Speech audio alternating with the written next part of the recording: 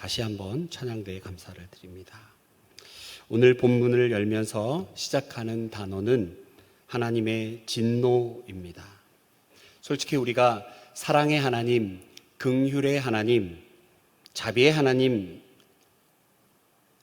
그런 하나님은 좀 가깝게 느껴져 좋지만 진노의 하나님이라고 할 때는 어딘가 차가워 보이고 무섭고 두려운 마음이 드는 건 어쩔 수 없습니다. 그렇지만 진노의 하나님을 모른 채 우리가 신앙생활을 할 수는 없습니다. 복음에서 이것을 빼놓을 수는 없습니다. 18절을 시작하면서 우리 한글 성경에는 없지만 영어 성경에서는 그래서라고 하는 접속사가 있습니다. 이것이 의미하는 것은 복음은 단지 우리를 행복하게 해주기만을 위해서 필요한 것이 아니라 당연한 하나님의 진노 때문에도 반드시 필요하다라고 말씀하시는 것입니다. 창조주 하나님의 진노를 이해하지 못하거나 믿지 않고서는 복음이 가져다주는 전율, 복음의 능력, 감동을 우리 삶에서 경험하기 어렵다는 것을 강조하는 것입니다. 그래서 우리는 하나님의 진노가 무엇인지 반드시 알아야 합니다. 또한 로마서의 배경을 잘 알게 된다면 이것이 얼마나 중요한 선언인지 이해할 수 있습니다. 잘 아시는 것처럼 로마서는 편지입니다. 서신서이지요. 사도 바울이 로마에 흩어져 있는 교회들에 보낸 편지입니다. 로마서가 기독교 교리의 핵심을 가르치는 성경이기 때문에 복음이나 예수님을 모르는 사람들을 위해 쓰여졌을 것이다 라고 생각하면 그것은 잘못입니다. 여러분 1장 7절을 한번 보아주십시오. 제가 봉독합니다. 1장 7절입니다. 로마에서 하나님의 사랑하심을 받고 성도로 부르심을 받은 모든 자에게 하나님 우리 아버지와 주 예수 그리스도로부터 은혜와 평강이 있기를 원하노라. 로마서는 하나님을 알고 예수님을 믿고 있는 사람들에게 보낸 편지입니다. 예수님을 모르는 자들에게 보낸 편지가 아니라는 것이죠. 하나님의 사랑을 받고 성도로 부름받은 사람들을 위해 쓰여진 말씀이라는 것입니다. 여러분들의 이해를 돕기 위해서 그 당시 시대적 이야기를 잠깐 하겠습니다. AD 41년, 주후 41년 로마에는 칼리굴리라는 황제가 있었습니다. 근데 이 황제가 자신의 신복들에 의하여 살해당합니다. 그리고 등장한 황제가 클라우디우스라고 하는 황제입니다. 이 황제가 알려진 바로는 장애가 좀 심했다라고 알려졌는데 아무튼 이 사람이 황제에 등극하고 나서 제일 먼저 한 것은 왕실의 재정을 튼튼히 하고 행정제도를 정비하는 일들을 했습니다. 자, 그때에 가장 걸림돌이 된 공동체가 하나 있었습니다. 황제로 새로 등극하여 멋지게 한번 통치해 보겠노라 라고 하는 이 황제의 걸림돌이 있었는데 바로 유대인 공동체, 그리스도 공동체, 유대인 그리스도인 공동체였습니다. 그래서 그들을 추방하도록 명령 내립니다. 사도행전에도 그와 같은 내용이 구체적으로 기록되어 있습니다. 칼리굴리 이후에 클라우디우스 황제의 명령에 의하여 로마에 있는 유대인 그리스도인들이 추방을 당합니다. 그때 그리스도인들은 유대인 그리스도인과 이방인 그리스도인들이 함께 교회에 모여 예배드리곤 하였는데 유대인 그리스도인들이 로마에서 추방당하자 이제 교회에는 이방인 그리스도인들만 남게 되어 있었습니다. 그들이 그냥 자기들끼리만 예배를 드렸죠. 그러다가 클라우디우스가 죽고 네로 황제가 등극한 이후에 그 당시 로마에는 황제가 죽고 새로운 황제가 등극하면 그 이전에 있던 법은 무시되고 새로 법이 선포됩니다. 추방당했던 유대인 그리스도인들이 다 돌아오게 됩니다. 자, 그렇다면 이제 한동안 떨어져 있었던 유대인 그리스도인과 이방인 그리스도인들이 다시 만났습니다. 어떤 책에 보니까 재밌는 예화가 있습니다. 정설은 아니겠지만 이해를 돕기 위해 설명합니다. 자, 몇 년 만에 이렇게 다시 만난 이방인 그리스도인, 유대인 그리스도인들이 서로 껴안고 그동안 어떻게 살았습니까? 우린 이렇게 고생했네요. 그래도 믿음을 지키셨군요. 너무 반갑습니다. 우리 예배 드립시다. 막 드럼 치고 기타 치고 박수 치고 찬양 열심히 했습니다. 우리 식탁 교제합시다. 그리고 그래요. 우리가 준비했습니다. 삼겹살을 막 굽고 있는데 아이고 이게 무슨 말입니까? 삼겹살을 먹다니, 돼지고기를 먹다니, 이런 문제들로 갈등이 생겨나게 된 것이죠. 새롭게 교회 공동체 안에서 다시 신앙생활을 할 수 있게 된 이방인 그리스도인과 유대인 그리스도인들 간에 갈등이 생겨났습니다. 좀 과장된 이야기였지만 사람들이 모여서 하나의 사회 공동체를 이루면 갈등 있을 수 있습니다. 분열 나타나지요. 그러나 예수 그리스도의 복음의 핵심을 벗어난 주제들 때문에 갈등과 분열한다면 성도의 참모습은 아니지 않습니까? 복음의 핵심을 벗어난 주제들 가지고 마치 그것이 전부인 양, 진리인 양 서로를 미워하고 분열하고 갈등하고 예수님은 어디 가도 없는 상황이 되어버린 거죠. 이제 바울은 로마에 있는 교회들에게 복음의 핵심이 무엇인지 가르쳐야 할 큰 책임을 가졌던 것으로 보입니다. 물론 궁극적인 목적은 전 세계에 흩어진 예수 그리스도의 흩어져 있는 사람들에게 예수님의 복음을 전하는 것이지만 먼저 로마에 있는 교회의 복음이 무엇인지 유대인이든 이방인이든 모든 믿는 자에게 구원을 주시는 하나님의 능력이 바로 복음이고 이 복음 아래에 있는 성도는 서로를 받아들이고 화목하고 연합해야 함을 말씀하고 있는 것입니다. 선교적 목적을 위하여 목회적인 권면이 필요했고 이와 같은 목회적 권면을 위해서 반드시 신학적 교리의 가르침이 있어야 한다는 것을 누구보다 절실히 느꼈던 것입니다. 그렇다면 이와 같은 로마서의 배경에서 즉 하나님의 사랑하심을 받고 성도로 부르심을 받은 그들에게 왜 바울은 진노하시는 하나님, 불의에 대하여 진노하시는 하나님을 설명하지 않으면 안 됐을까요?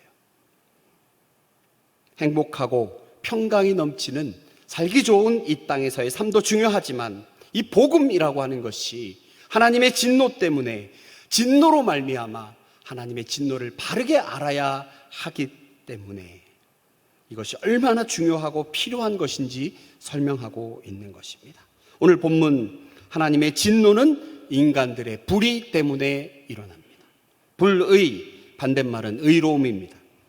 우리가 의롭게 되려면 구약 성경에서는 하나님의 율법을 지킴으로 가능하다 말씀하십니다. 그러나 어느 누구도 율법을 100% 지키는 사람 없습니다. 그럴 수가 없습니다.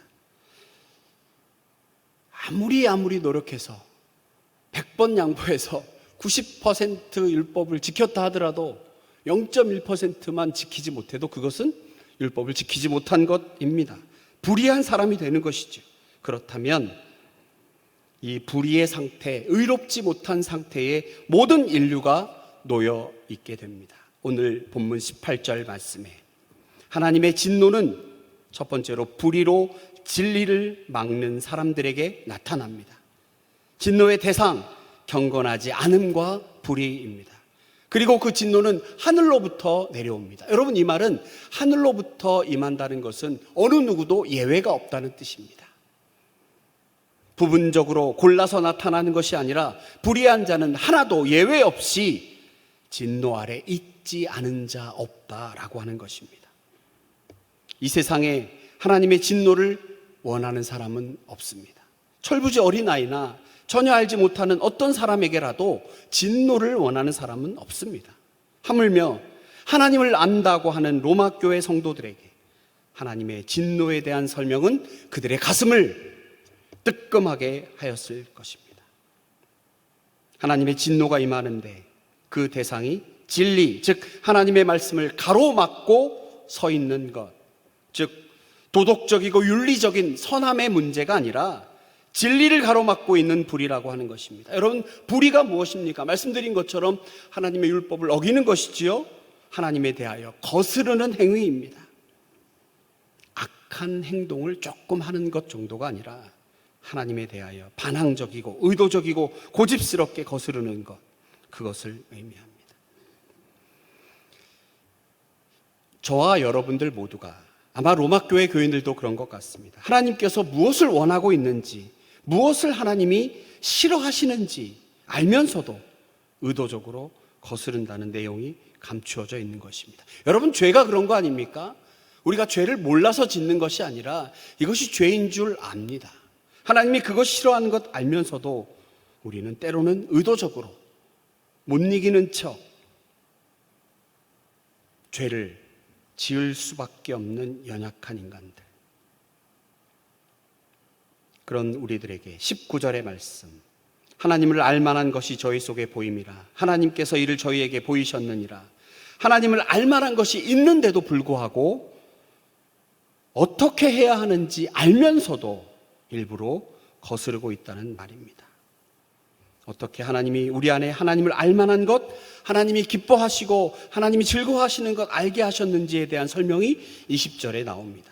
창세로부터 그의 보이지 아니하는 것들, 곧 그의 영원하신 능력과 신성이 그 만드신 만물에 분명히 보여 알게 되나니 그러므로 저희가 핑계치 못할지니라. 인간은 우리 성도들이나 믿지 않는 사람들이나 자신이 절대자가 아니라고 하는 것을 잘 알고 있습니다.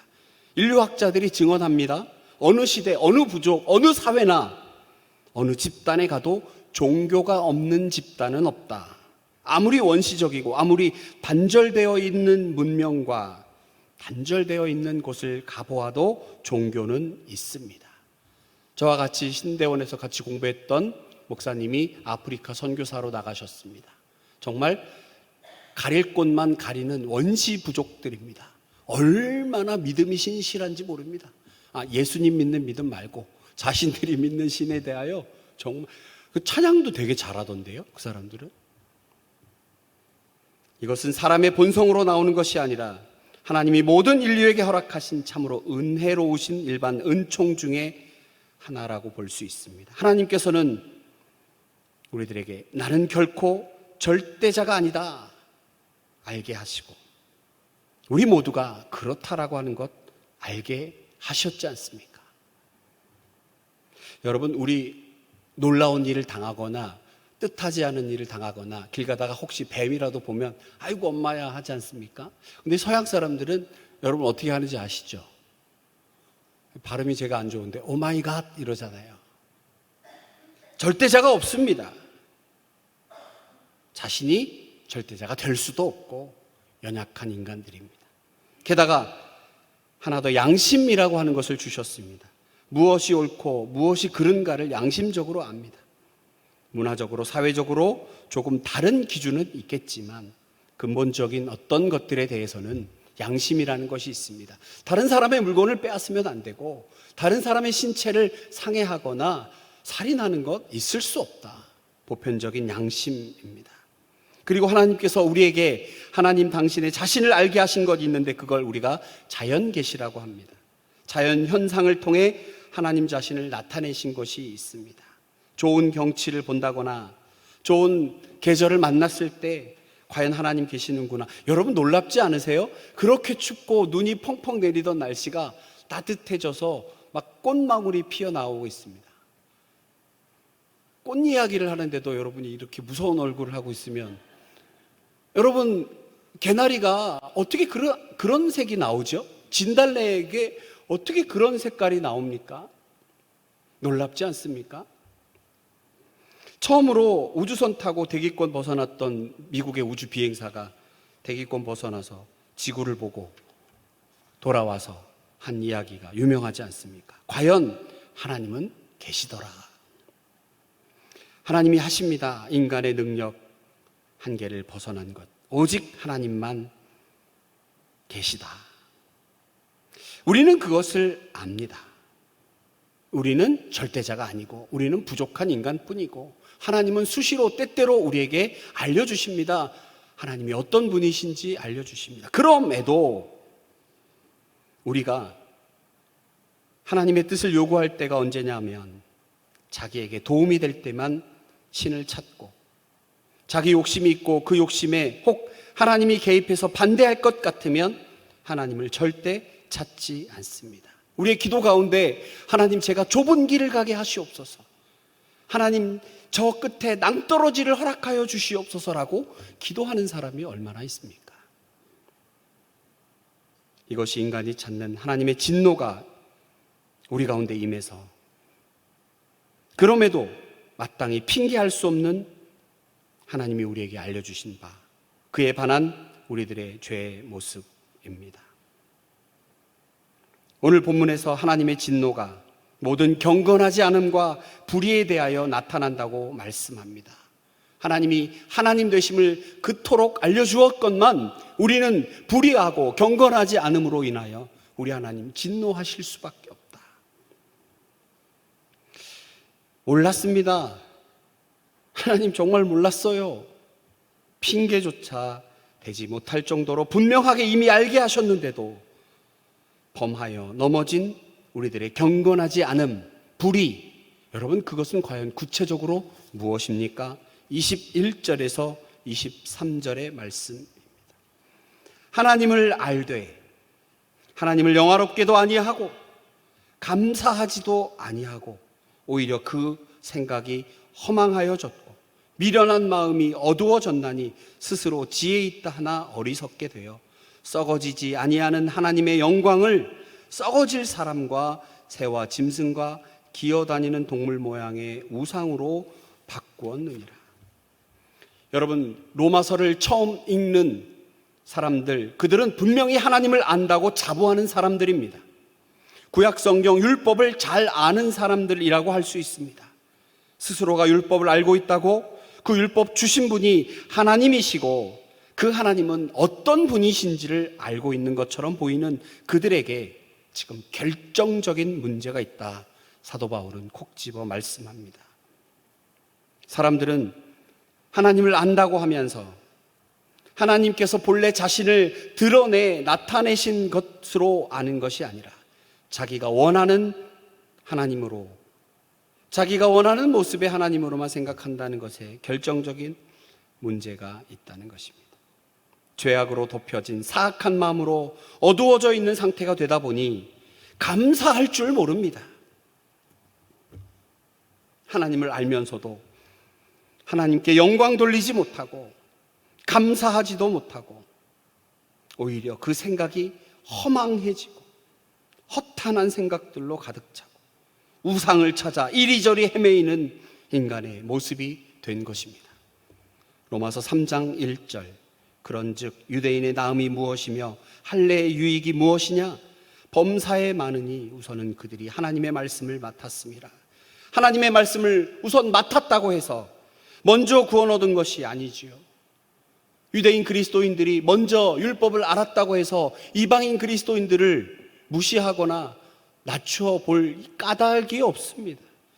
율법을 알면 얼마나 안다고, 지키지도 못할 그 율법, 그거 조금 안다고 내가 구원 백성 된 양 감사할 줄 모르고 교만하여지고 우상 찾아 이리저리 헤매이고 허탄한 것을 찾아다니고 오만한 자리에 눌러 앉아 있는 모습들, 하나님의 진노가 임합니다.